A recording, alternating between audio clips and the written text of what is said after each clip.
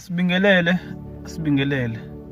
Kule video ngifisa ukuthi ngikhulume ngezinto eziwu-3 ezivula isikhala kumuntu wesilisa.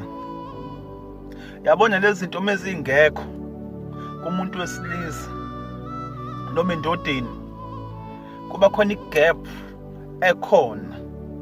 Number 3, ukuba nobaba. Ubaba adlala indawo yakhe as ubaba enganeni yomfana noma kumuntu wesilisa. Ubaba ozoba isibonelo esihle phambi kwayo. Ubaba ozoba i-role model ngezenzo zakhe nangokuhamba kwakhe. Ubaba ozoyibeka kuqala ingane yakhe. Ubaba ozoyifisela okuhle ingane yakhe. Ithi mibuka ubaba wayo ingane ibone i-role model. Ejabule umuntu onobaba.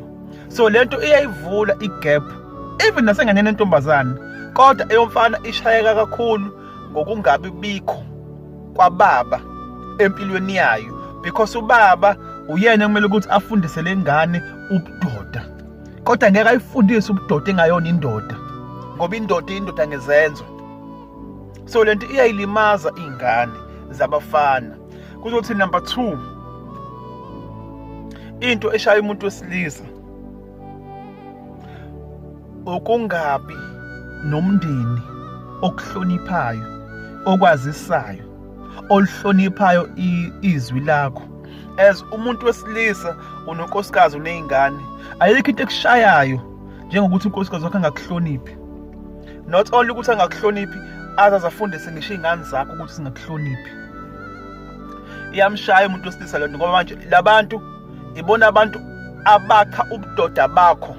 Ibona abantu laba abanamandla ukuthi benze ubudoda bakho buhlonipheke. Futhi ibona abantu abanamandla ukuthi benze ubudoda bakho bube yizeleze, bungahlonishwa. Umndeni wakho.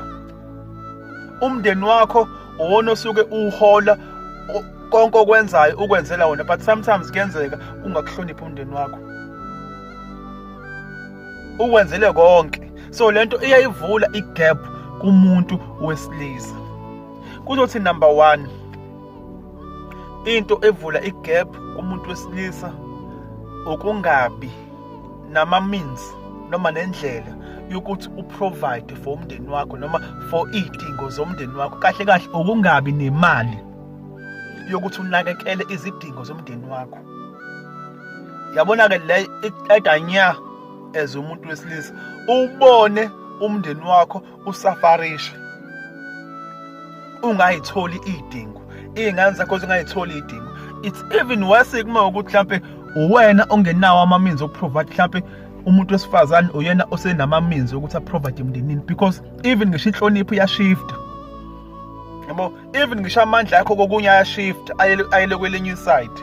So lento iyayibulala indoda yongabi namandla okuprovide for umndeni wakho. Izinto eziwu-3 lezi ezivula isikhala endodeni.